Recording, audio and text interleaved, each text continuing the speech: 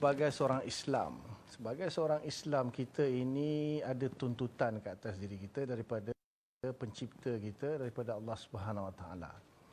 Kita dituntut untuk beriktikad ataupun dituntut untuk mempercayai atau membenarkan perkara-perkara yang berkaitan dengan akidah. Dan kita juga dituntut untuk mempraktikkan ataupun mengamalkan beberapa tuntutan ibadah dalam kehidupan kita. Kita juga dituntut untuk bersikap ataupun beradab ataupun berakhlak dengan akhlak yang mulialah yang dituntut oleh agama Islam.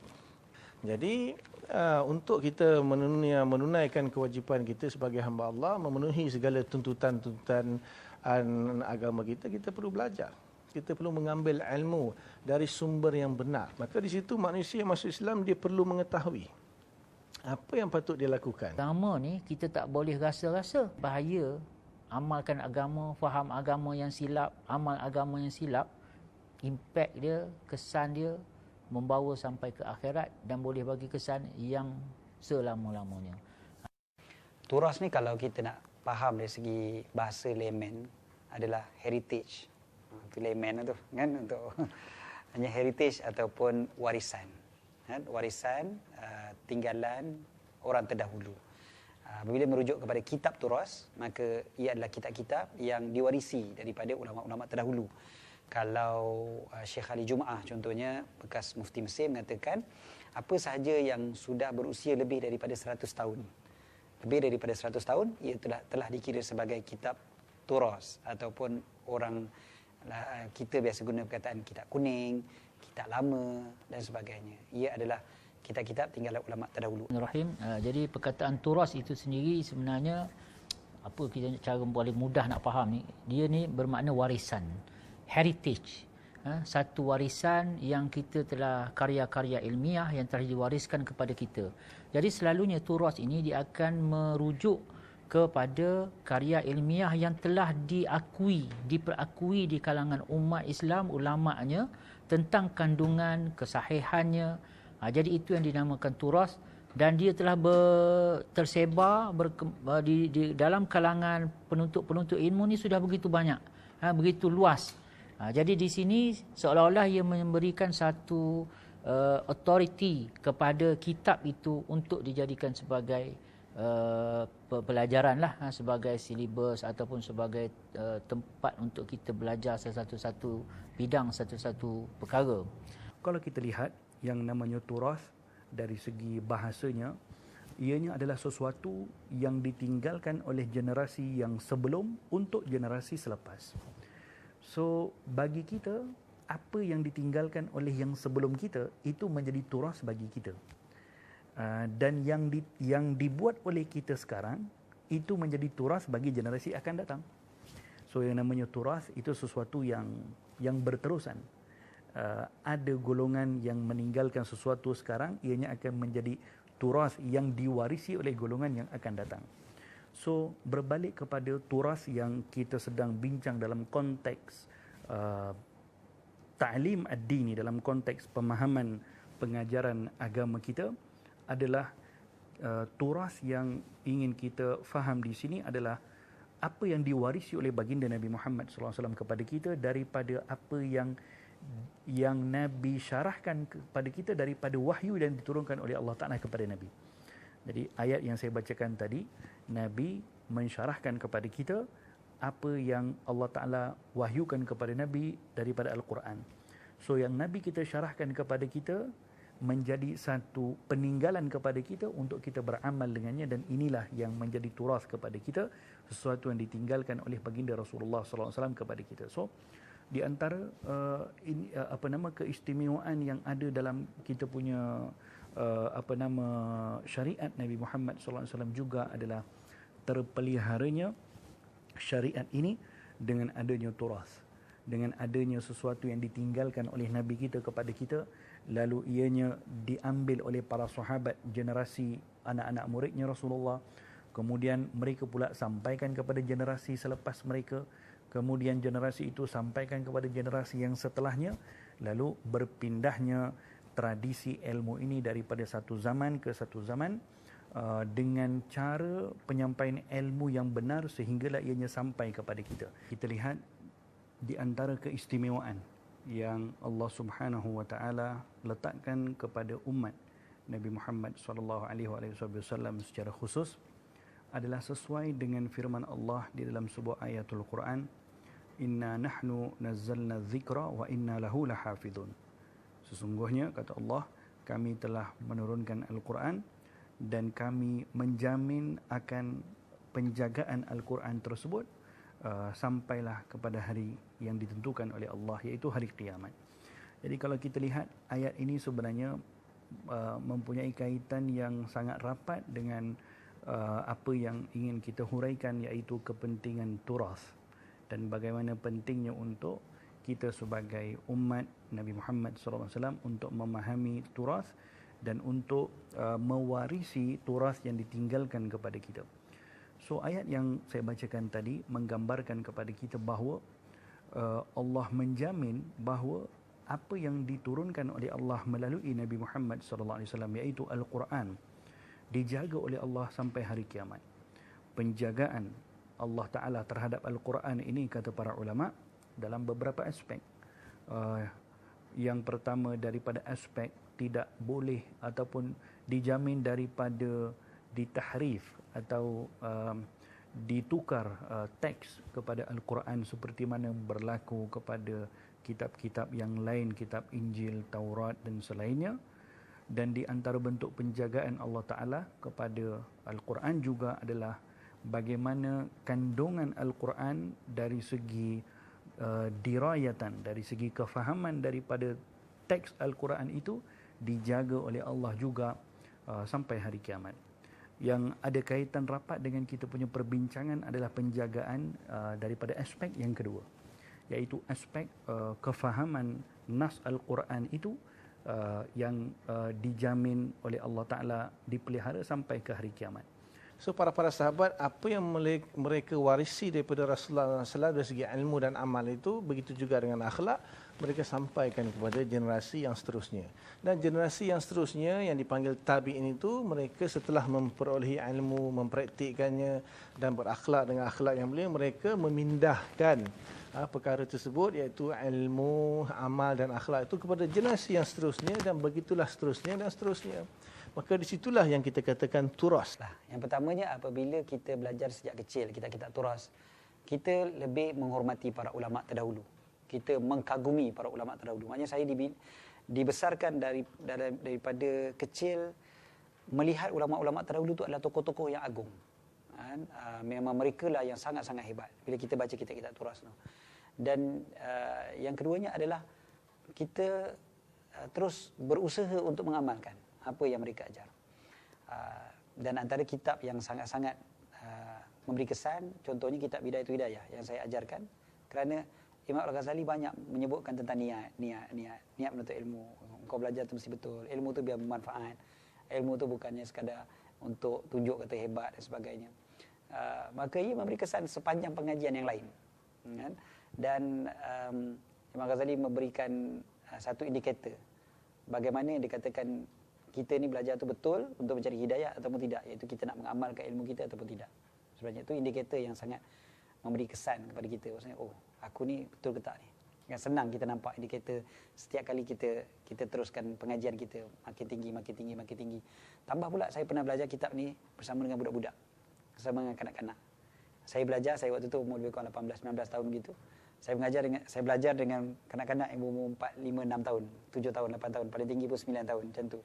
Jadi saya sebagai pelajar yang tua, kadang mungkin waktu tu mula rasa macam, aku dah tua kot, korang budak-budak lagi. Tapi bila belajar kitab tu, dan nampak rupanya, lagi hebat korang daripada aku. Menyebabkan kita lebih rasa bahawasanya kita ni sebenarnya tak ada apa-apa. Ilmu kita ni tak ada apa-apa pun sebenarnya. Dan ilmu Allah Ta'ala ni sangat luas. Jadi belajar kitab turas ni, dia menundukkan, merendahkan ego kita. Dan menundukkan ego kita. Bagi bahawasanya kita ni sebenarnya tak ada apa-apa. Ilmu kita terlampau cetek berbanding dengan ilmu Allah Ta'ala yang sangat luas. So sebenarnya apa yang diwarisi itu sebenarnya bukanlah kita kata Quran dah ada, hadis dah ada, so tak payahlah dikarang kitab-kitab. Kenapa perlu setiap zaman perlu marang kitab? Kan sudah ada Al-Quran, sudah ada hadis. So, tidak. Sebenarnya Al-Quran dan hadis itu hanya sebagai sumber saja. Tapi bagaimana nak memahami Al-Quran itu? Bagaimana nak memahami maksud hadis itu? Kemudian kalau kita tengok pada Al-Quran dan hadis, di dalam Al-Quran itu bercampur-campur. Ayat-ayat yang berkaitan dengan akidah, ayat-ayat berkaitan dengan fiqh, ayat-ayat berkaitan dengan tasawuf, bercampur. Maka ulama yang datang setelah zaman Nabi SAW, setelah zaman sahabat, mereka cuba memisah-misahkan. Maksudnya mereka mengasingkan, istilah dia, mensegregatekan, menyusun. Okey, yang berkaitan dengan akidah ayatnya begini, hadis dia begini. Yang berkaitan dengan fiqh ayat Qurannya begini dan hadis dia begini. Kemudian datang pula satu generasi yang dipanggil mujtahid, yang mereka mengekstrakkan atau istilah dia mengistimbatkan hukum-hukum daripada ayat-ayat dan hadis-hadis tersebut supaya dapat disampaikan kepada masyarakat awam, yang mana kita tahu bukan semua manusia kalau dibaca Quran dia faham, kalau dibaca hadis dia boleh faham. Walaupun zaman sekarang ada terjemahan Al-Quran, ada terjemahan hadis, tetapi bukan bermakna mereka boleh faham daripada terjemahan tersebut. Turas boleh membentuk pribadi Muslim. Pertamanya adalah dari sudut barakah, keberkatan yang kita sebutkan sebagai keberkatan, kebaikan yang bercambah, yang berkembang. Maka keberkatan kita tak boleh nak nilai dengan tulisan ataupun dengan graf dan sebagainya. Tetapi barakah datang daripada Allah SWT. Ia akan memberi kesan kepada jiwa, memberi kesan kepada hati. Yang keduanya adalah apa yang disampaikan biasanya lebih masuk ke dalam hati. Perkataan-perkataan yang mereka gunakan, dia tak sama dengan perkataan-perkataan yang digunakan pada zaman sekarang. Dan pengajian, bila kita sebut pengajian, maksudnya perlu belajar. Bila kita belajar, kita bukan hanya sekadar membaca. Belajar memang lebih memberi kesan kerana kita dapat pula mencontohi daripada guru. Kita dapat pula dibimbing oleh guru. Bukan hanya semata-mata daripada teks yang ada di atas kertas, tetapi yang berada di sebaliknya. Pengajian membantu kita untuk memahami apa yang di sebalik yang tertulis di atas kertas. Nama saya Muhammad Muaz bin Abdul Halim selaku penerbit dan penasihat bagi rancangan Nurflix Turos ini. Saya berkelulusan ijazah Syariah Universiti Al-Azhar. Dia awal-awalnya masa kita bincangkan idea Nurflix Turos ni adalah paling penting dari sudut pembikinan adalah look and feel, rasa yang dapat dialami oleh penonton, audience. Bagaimana mereka dapat merasai sesi pembelajaran tradisi talaki, pengajian, seperti cara belajar orang-orang dahulu. Supaya macam dia boleh rasa macam mana kurun-kurun dulu belajar duduk, berteleku, berlutut, duduk di bawah. Kita cuba nak bawa dekat dalam Nurflix Turos ni dari sudut angle sebagai murid. Antaranya kita cuba untuk letakkan angle kamera tu rendah sikit supaya kita dapat view rasa murid tu pergi kepada guru. Itu secara autentik dan estetiknya lah. Kita cuba macam untuk membawa seberapa boleh gaya-gaya klasik tu, seperti shooting, gambar kitab, dan seboleh-bolehnya macam nak kitab turos, kitab kuning tu, supaya dapat feel penonton tu dapat tengok. Sebab tradisi pengajian turos ni dia baris ke baris, dia kulit ke kulit. Jadi itu yang kita cuba terapkan. Meskipun begitu, kita memang sukar untuk kita dapat capai seperti mana 100%. Seperti mana duduk, situasinya duduk di depan guru, bersila, membaca teks dan membaca matan di depan guru, kemudian guru betulkan kita. Mungkin kita tak dapat. Sebab kita di depan skrin, mungkin belum ada gaya interaktif. Tapi dari sudut look and feel, macam mana penonton boleh rasa apa tu pengajian turos yang sebenar. Apa yang orang banggakan dengan pengajian turos ni. Maksudnya, paling penting sekali adalah turas yang bersifat nitaj akli ni, bersifat IP, intellectual properties ni, jadi produk minda ilmuan ni, seusaha boleh kita nak bawa idea-idea besar. Idea-idea besar ulama tu sampai kepada penonton.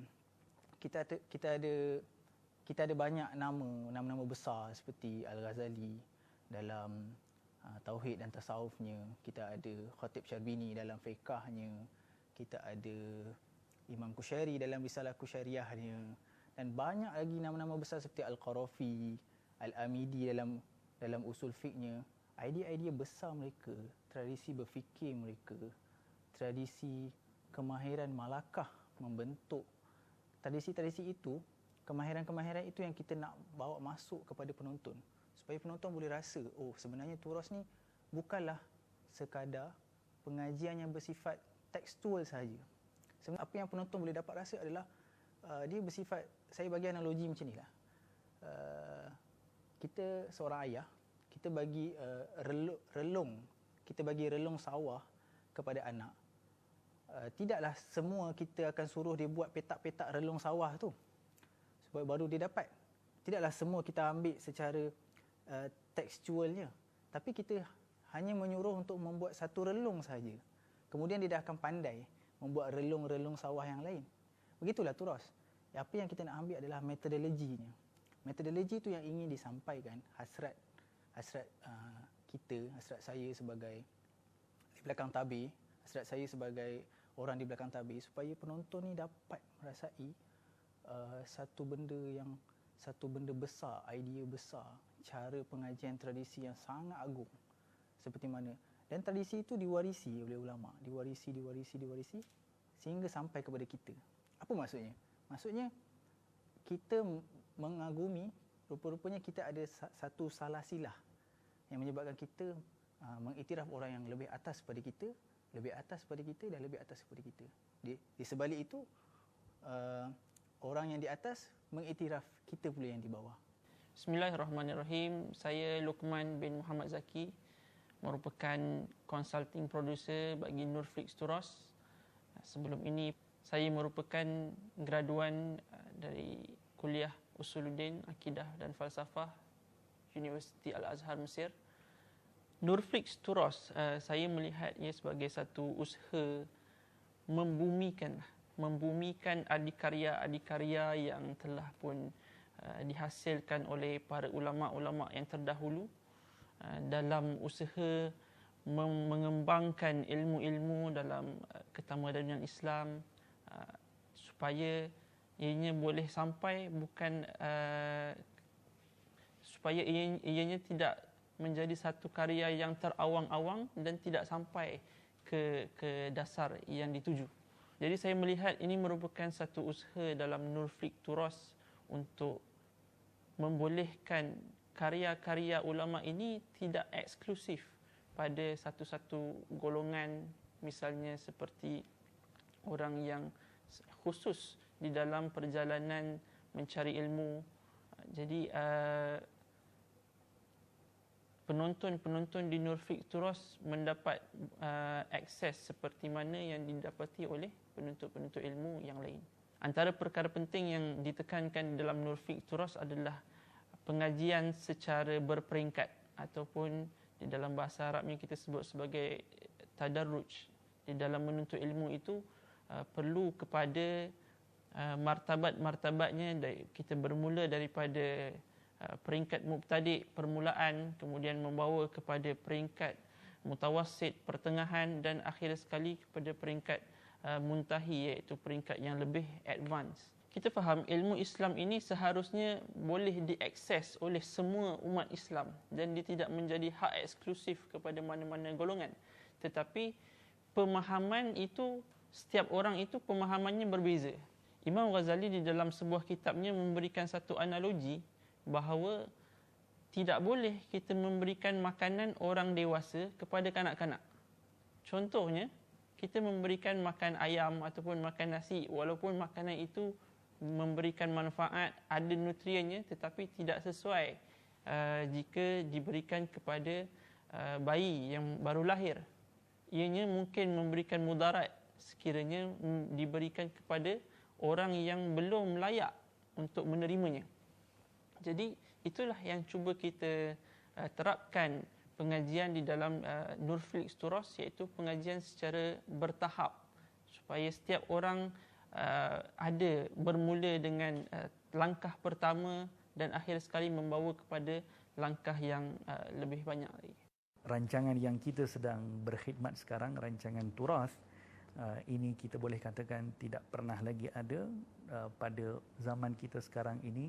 Satu rancangan seperti ini yang menghidupkan turas yang lama yang sudah ketinggalan dalam dunia teknologi yang baru. Kalau biasa kita dengar talaki kitab, itu seharusnya di masjid, di pondok atau di zawiyah atau di mana-mana, dengan adanya guru di hadapan, dan itulah sebetulnya tradisi turas. Tetapi dalam dunia kita sekarang, rancangan turas yang ada di Nurflix ini, saya percaya satu rancangan yang boleh juga menawarkan kepada masyarakat Islam untuk sama-sama mengambil manfaat seperti mana juga kita ambil manfaat dengan mengaji di hadapan para masyayikh di tempat-tempat yang tertentu. Ini adalah satu rancangan yang patut diambil peluang oleh umat Islam, yang patut diwawarkan untuk disambut baik. Mudah-mudahan Allah Ta'ala berikan taufik dan hidayah kepada semua untuk sama-sama, khususnya kepada yang mendukung rancangan Nurflix ini, insyaAllah. Harapannya mudah-mudahan Turas ini benar-benar memberi manfaat kepada seluruh lapisan masyarakat, bukan saja di Malaysia, bahkan di seluruh dunia. Dan mudah-mudahan mereka yang belajar daripada Turas ini dapat belajar dengan istiqamah, dapat menonton semua episodnya sampai selesai, dan makin mencintai kitab-kitab yang terdahulu serta para ulama yang terdahulu, mencintai warisan ilmu dan mencintai kehebatan ilmu itu. Jom sama-sama kita ikuti pengajian kitab-kitab warisan dari para ulama yang ditinggalkan zaman berzaman, dibawakan khas untuk anda oleh Nurflix Turas di nurflix.tv. Mari bersama-sama merasai pengalaman pengajian tradisi dan bertalaki di dalam rancangan Nurflix Turas di nurflix.tv.